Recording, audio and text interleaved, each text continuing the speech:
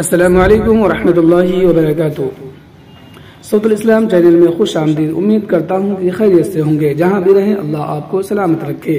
آج کے اس ویڈیو میں ہم فلسطین سے کیوں محبت کرتے ہیں اس کے بارے میں جانیں گے۔ محترم سامعین، یہ فلسطین انبیاء علیہ السلام کا مسکن اور سرزمین رہی ہے۔ حضرت ابراہیم علیہ السلام نے فلسطین کی طرف ہجرت فرمائی۔ اللہ تبارک و تعالی نے حضرت لوط علیہ السلام کو اس عذاب سے نجات دی جو ان کی قوم پر اسی جگہ نازل ہوا تھا۔ حضرت داؤد علیہ السلام نے اسی سرزمین پر سکونت رکھی اور یہیں اپنا ایک محراب بھی تعمیر فرمایا۔ حضرت سلیمان علیہ السلام اسی ملک میں بیٹھ کر ساری دنیا پر حکومت فرمایا کرتے تھے۔ چونٹی کا وہ مشہور قصہ جس میں ایک چونٹی نے اپنی باقی ساتھیوں سے کہا تھا، اے چونٹیوں اپنے بلوں میں گھس جاؤ، یہیں اس ملک میں واقع اسقلان شہر کی ایک وادی میں پیش آیا تھا جس کا نام بعد میں وادی النمل یعنی چونٹیوں کی وادی رکھ دیا گیا تھا۔ حضرت زکریا علیہ السلام کا محراب بھی اسی شہر میں ہے۔ حضرت موسیٰ علیہ السلام نے اسی ملک کے بارے میں اپنے ساتھیوں سے کہا تھا کہ اس مقدس شہر میں داخل ہو جاؤ۔ انہوں نے اس شہر کو مقدس، اس شہر کے شرک سے پاک ہونے اور انبیاء علیہ السلام کا مسکن ہونے کی وجہ سے کہا تھا۔ اس شہر میں کئی معجزات وقوع پذیر ہوئے، جن میں ایک کنواری بی بی حضرت مریم کے بطن سے حضرت عیسیٰ علیہ السلام کی ولادت مبارکہ بھی ہے۔ حضرت عیسیٰ علیہ السلام کو جب ان کی قوم نے قتل کرنا چاہا تو اللہ تبارک و تعالی نے انہیں اسی شہر سے آسمان پر اٹھا لیا تھا۔ ولادت کے بعد جب عورت اپنی جسمانی کمزوری کی انتہا پر ہوتی ہے، ایسی حالت میں بی بی مریم کا کھجور کے تنے کو ہلا دینا بھی ایک معجزہ الہی ہے۔ قیامت کے علامات میں سے ایک حضرت عیسیٰ علیہ السلام کا زمین پر واپس تشریف اسی شہر کے مقام سفید مینار کے پاس ہوگا۔ اسی شہر کے ہی مقام باب اللد پر حضرت عیسیٰ علیہ السلام دجال کو قتل کریں گے۔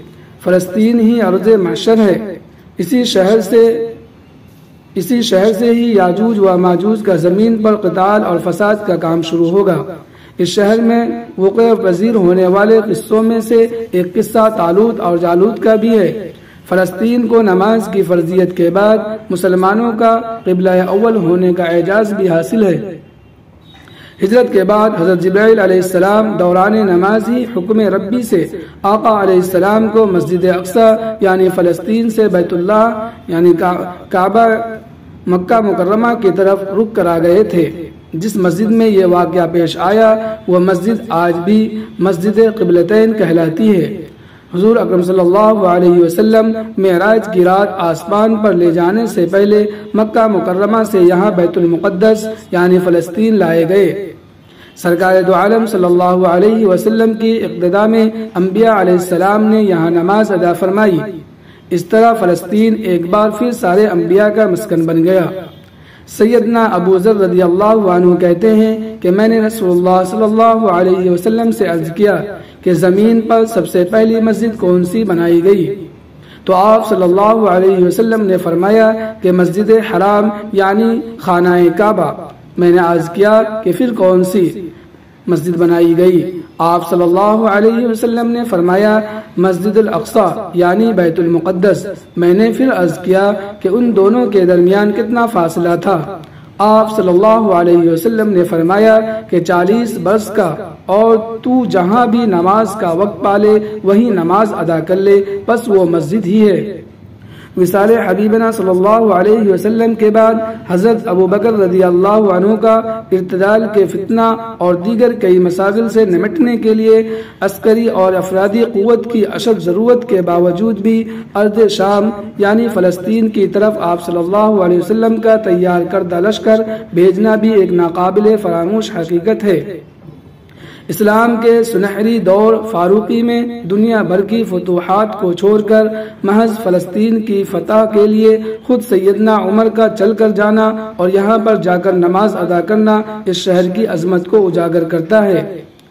دوسری بار معینہ معراج کی رات بروز جمعہ 27 رجب 583 ہجری کو صلاح الدین ایوبی کے ہاتھوں اس شہر کا دوبارہ فتح ہونا بھی ایک نشانی ہے۔ بیت المقدس کا نام قدس قرآن سے پہلے تک ہوا کرتا تھا۔ قرآن نازل ہوا تو اس کا نام مسجد اقصی رکھ گیا۔